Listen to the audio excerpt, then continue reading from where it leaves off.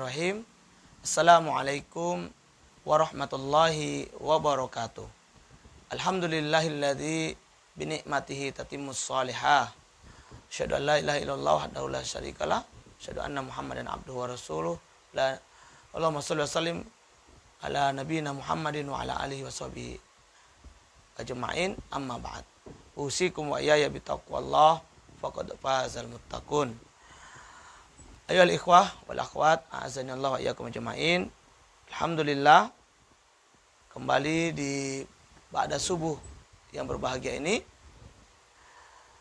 kita bisa bertemu kembali melanjutkan kuliah Tib Nabawi online kita, yang mana pada kesempatan pagi hari ini insyaallah kita akan mengkaji yaitu tentang penyakit ke-9, ya, batu kandung kemih, ya. Baik, ikhwan wal akhwat, ini melakukan Allah Subhanahu wa taala. Kita lihat dulu definisi, ya, atau pengertian dari batu kandung kemih ini. Batu kandung kemih adalah penyakit karena adanya batu pada kandung kemih yang disebabkan pengendapan yang terakumulasi dari air seni maupun makanan yang mengandung garam, atau juga makanan yang mengandung kalsium tinggi. Jadi batu kandung kemih itu terjadi karena adanya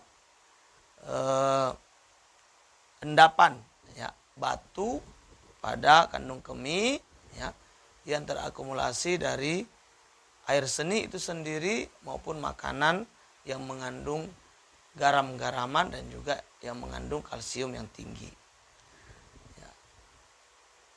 Maka batu ini bisa, ya, terbentuk karena endapan tersebut, ya.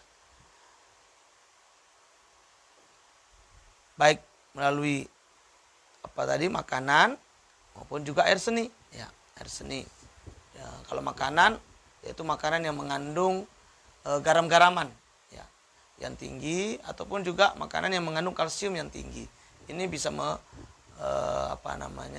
menyebabkan terjadinya endapan yang membentuk batu pada kandung kemih. Lalu apa gejala yang dirasakan, ya, ketika orang mengalami gangguan batu kandung kemih ini? Di antara gejala yang akan terjadi atau yang dirasakan yaitu pertama, sering kencing walaupun minum sedikit. Nah, jadi dia minum sedikit tapi sering kencing. Nah, ini ciri-ciri atau gejala yang biasanya terjadi pada orang yang mengalami gangguan kandung kemih. Gangguan batu kandung kemih. Yang kedua, yaitu ada rasa sakit yang hebat ketika berkemih. Ya. Terjadi rasa sakit yang luar biasa di saat dia buang, ya, atau saat berkemih atau buang air seni, ya. Sakit, nyeri, ya. Yang ketiga, nyeri pada sekitar pinggang. Nah, ini juga bisa menjadi gejala manakala di area pinggang ini terjadi nyeri, ya, atau biasanya kolit, ya, kolit. Yang keempat, gejalanya adalah pada kasus tertentu sering disertai demam dan kejang. Nah, ini juga bisa, ya, ada demam dan kejang. Nah, ini bisa menjadi gejala terjadinya gangguan batu kandung kemih, ya. Dan yang terakhir, gejalanya terkadang susah tidur. Nah, ya, orang-orang yang mengalami batu kandung kemih ini, ya, bisa mengalami gejala-gejala yang disebutkan ini, yaitu sering kencing walaupun minum sedikit, rasa sakit yang hebat ketika berkemih, nyeri pada sekitar pinggang, kemudian pada kasus tertentu sering terjadi demam dan kejang, ya, dan juga disertai terkadang susah tidur. Lalu apa anjuran ikhwan yang bisa kita lakukan? Ya, anjuran yang baik bagi penderita batu kandung kemih ini, di antara anjurannya yang pertama, minum air putih yang cukup. Ya, minimalnya 2,5 liter per hari. Ini minimal bagi kita yang ingin ya terbebas dari batu kandung kemih dan juga terbebas dari penyakit-penyakit lain. Maka konsumsi air putih ini sangat penting. Ya, konsumsi air putih ini sangat penting. Ya, tentunya secukupnya. Ya, dan diantara jumlah yang dianjurkan itu adalah minumlah air putih setiap hari minimal ya 2,5 liter. Ya. Yang berikutnya olahraga yang teratur. Ini juga tidak kalah pentingnya ikhwan, wal akhwat dan teman-teman semuanya, bahwa setiap harinya hendaknya kita melakukan olahraga, ya, baik dengan berjalan kaki, baik dengan pemanasan dan perenggangan otot-otot, ya, maupun dengan olahraga-olahraga lain yang itu mampu membantu, ya, menjaga stamina dan metabolisme tubuh kita dan juga mencegah dari kekakuan otot. Maka perlu ada olahraga yang teratur, ya, minimal 15 sampai dengan 30 menit per hari. Selanjutnya, hindari kebiasaan menahan buang air kecil. Ini juga sangat dianjurkan bagi kita semua agar jangan suka menahan, ya, ketika ingin buang air kecil. Ya. Yang berikutnya, hindari makanan yang monoton dalam jangka panjang. Ya. Hindari makanan-makanan yang itu-itu saja. Makanan yang tidak berubah-ubah dalam jangka panjang tidak boleh. Ya, misalnya makanannya jeroan aja, ya, atau makanannya yang lemak saja. Ya, ini dihindari dulu, ya, agar kita tidak mengalami endapan pada kandung kemih berupa batu nanti ini. Ya, jadi makanan itu harus bervariasi. Ya. Khususnya hindari makanan yang mengandung garam-garaman dan kalsium tinggi yang monoton, yang terus-menerus. Nah, ini bisa mempercepat proses terjadinya endapan batu pada kandung kemih. Yang berikutnya, jangan duduk terlalu lama. Nah, ini mungkin teman-teman ikhwanul akhwat yang bekerjanya di kantor atau di kedai, ya. Ini hendaknya ada upaya untuk menghindari duduk yang terlalu lama. Nah, jika kita sudah duduk terlalu lama, maka hendaknya kita mengambil posisi untuk berdiri dan kemudian berjalan-jalan sebentar, ya, untuk memberi keseimbangan pada tubuh kita, ya, jangan duduk terlalu lama. Ya. Kemudian hindari stres. Ya, stres ini memang penyebab utama banyaknya penyakit itu karena stres, ya. Mungkin 70% penyakit itu karena stres. Maka hindari pikiran-pikiran yang bisa membawa kita kepada stres, ya. Artinya apa? Selalulah positive thinking, selalulah husnuzon, ya. Termasuk ketika kita tertimpa penyakit misalnya, nah itu jangan stres, ya. Tetap berhusnuzon sama Allah Subhanahu wa taala. Bahwa penyakit yang menimpa ini adalah sebuah cara untuk menggugurkan dosa-dosa kita. Bisa juga tanda cinta dari Allah Subhanahu wa taala. Karena dalam sebuah hadis, ya, idza ahabballahu abda, ya, ibtalahu, atau idza ahabbal qaum ibtalahum. Kalau Allah mencintai suatu kaum, ya, maka Allah akan mengujinya. Ya. Ini kama qala Rasulullah sallallahu alaihi wasallam. Jadi kadang-kadang ujian yang datang itu, baik itu penyakit atau hal-hal lain, itu bisa jadi tanda cinta Allah kepada kita. Ya. Maka jika kita tertimpa penyakit, jangan stres, tetap husnuzon, lalu lakukan ikhtiar yang diridhoi oleh Allah, ya, dan jangan lupa untuk terus berdoa agar diberikan kesehatan oleh Allah Subhanahu wa taala. Selanjutnya, anjuran yang terakhir adalah istirahat yang cukup. Nah, ini juga penting ikhwan wal akhwat dan teman-teman semuanya, bahwa badan ini punya hak, ya, li jasadika haqqun, badanmu ini ada hak, tubuhmu punya hak, maka berikan haknya. Yaitu apa? Haknya adalah nutrisi yang cukup. Selain itu juga waktu istirahat yang cukup, ya. Waktu istirahat yang cukup itu bagaimana? Ya, berdasarkan penelitian bahwa manusia ini butuh tidur antara 5 sampai dengan 7 jam. Ya. 5 sampai dengan 7 jam per hari. Ya. Kurang dari 5 jam, berdasarkan penelitian tersebut, maka ia akan cepat mati. Nah, ya, cepat mati. Dan kalau lebih dari 7 jam, ia juga akan cepat mati. Maka idealnya itu ya 5 sampai dengan 7 jam tidur per hari. Maka berikan haknya. Nah, termasuk di dalamnya ada hak tubuh untuk tidur siang, ya, tidur siang atau kailullah, ya. Nabi pernah mengatakan bahwa tidur sianglah kalian karena setan tidak pernah tidur siang. Ya, maka kita disuruh untuk menyelisih setan. Nah, tidur siang ini tidak perlu lama, ikhwan wal akhwat dan teman-teman semuanya. Cukuplah 15 sampai dengan 30 menit untuk memberi refresh kepada tubuh kita. Jadi istirahat yang cukup sangat pengaruh, ya, untuk kesehatan tubuh kita. Ya, maka janganlah bekerja, ya, sehingga melupakan hak-hak tubuh. Janganlah beraktivitas, ya, yang membuat tubuh kita terlupakan haknya. Selanjutnya apa pantangan untuk penyakit, ya, batu kandung kemih? Di antara pantangan, ya, yang harus dijaga, ya, dihindari yaitu apa? Pete, ya, jengkol, durian, coklat, kopi, pisang, ya, yaitu pisang Ambon, sawi, jeroan, bayam, buncis, makanan pedas, makanan asin, teh manis yang menggunakan pemanis buatan. Ya, ini diantara beberapa pantangan-pantangan yang sebaiknya dihindari bagi mereka yang sedang mengalami gangguan batu kandung kemih.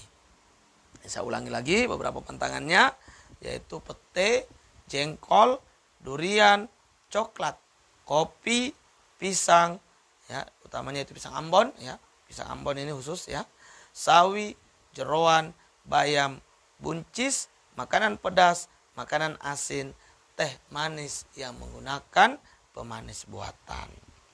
Ya, itulah pantangan-pantangan yang harus dihindari ketika seseorang mengalami gangguan pada batu kandung kemihnya. Selanjutnya, tanaman obat apa yang direferensikan? Herbal apa yang baik untuk penderita batu kandung kemih ini? Di antara herbalnya, ya, yang pertama adalah kita minum herbal yang bersifat diuretik, ya, yang bisa memperlancar pembuangan air seni atau saluran kandung kemih ini. Apa itu? Minumlah alang-alang, ya, alang-alang, ya. Ini sangat baik untuk membantu, ya, proses, ya, melancarkan buang air kecil, ya. Kemudian stimulan ginjal dan anti radang, ya, herbal yang berfungsi bisa memberikan stimulan pada ginjal kita agar bekerja dengan maksimal, dan juga anti radang, ya, yaitu tapak liman, ya. Kemudian analgesik, anti nyeri, herbal yang bersifat analgesik dan anti nyeri, maka kita ambillah daun sendok, ya. Selanjutnya kita juga minum herbal peluruh batu ginjal. Karena ada batu, maka perlu peluruhnya yang bisa menghancurkan sehingga batu itu keluar, ya. Apa itu? Tempuyung, ya, tempuyung. Ini bisa, atau kaji beling juga bisa, ya. Kumis kucing juga bagus, ya, teman-teman, ya. Ini diantara hal-hal yang bisa membantu, atau herbal-herbal yang bisa membantu meluruhkan batu ginjal. Kemudian revitalisasi sel, herbal yang berfungsi memperbaiki sel. Apa itu? Pegagan, ya.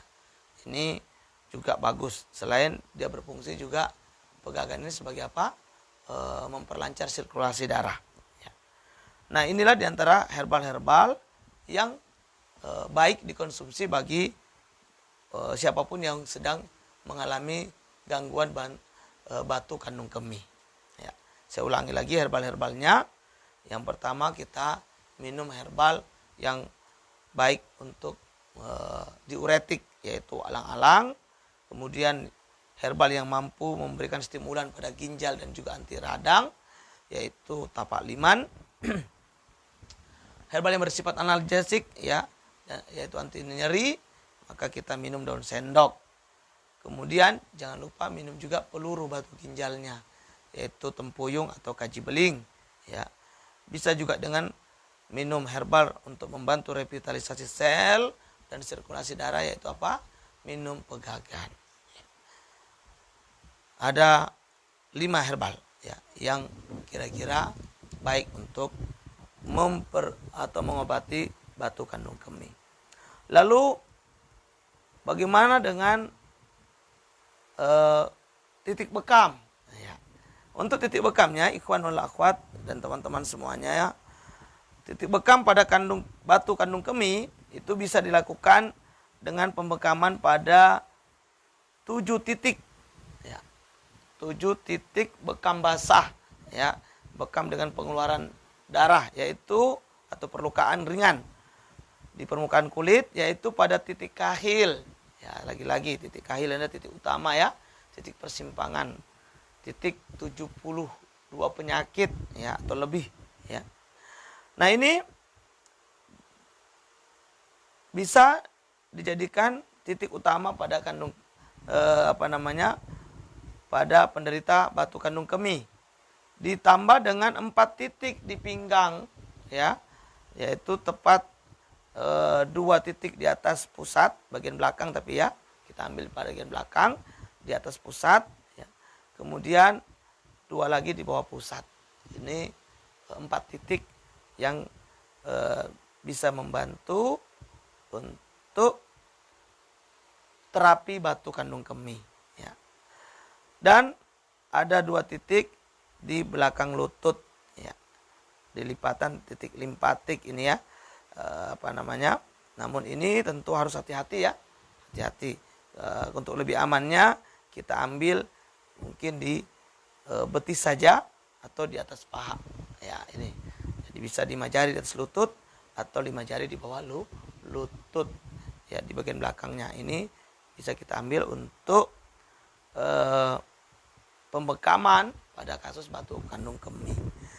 Kemudian ditambah 2 titik yang sejajar dengan siku kita, namun titiknya di bagian depan. Titik ini hanya dilakukan kop kering saja, ya, kop kering, ya, yaitu sejajar dengan siku, ya, tepat di bawah tulang rusuk. Nah, di area sini, ya, sini, ya, kiri kanan, ya, masing-masing 1 titik, kop kering saja tanpa ada perlukaan. Nah, ini terapi bekam pada keluhan batu kandung kemih. Ini bisa diulang, ya, 2 minggu sekali, ya, dengan catatan luka sudah sembuh total, ya, untuk 3 bulan pertama, dan selanjutnya bisa dilakukan sebulan sekali rutin sebagai upaya pencegahan dan juga terapinya. Jadi, ikhwan wal akhwat dan teman-teman semuanya, untuk batu kandung kemih, ya, bisa kita sinergikan antara herbal dan bekamnya, ya. Herbalnya tadi diantaranya ada alang-alang, ada pegagan, ada tempuyung, ada tapak liman, dan juga ada bisa dengan kaji beling, ya, dan kumis kucing. Ini membantu untuk penyembuhan pada kasus batu kandung kemih. Kemudian terapi bekamnya jangan lupa titik kahil dan area pinggang, ya, atau disebut juga alwirk, ya. Walaupun alwirk ini, ya, titik utamanya ada pada buah pantat, ya. Namun bisa kita ambil di titik pinggang, titik yang dekat dengan ginjal kita. Demikian kajian tentang batu kandung kemih, ya. Definisi, gejala, anjuran, pantangan, dan juga tanaman obat yang baik untuk terapinya, termasuk dengan sinergi titik bekamnya. Mudah-mudahan bermanfaat, ya, dan jangan lupa untuk diamalkan dan disaringkan atau dibagikan kepada saudara-saudara kita yang lain. Barakallahu fikum, subhanakallahumma bihamdik, asyhadu an la ilaha illa anta, astaghfiruka wa atubu ilaik.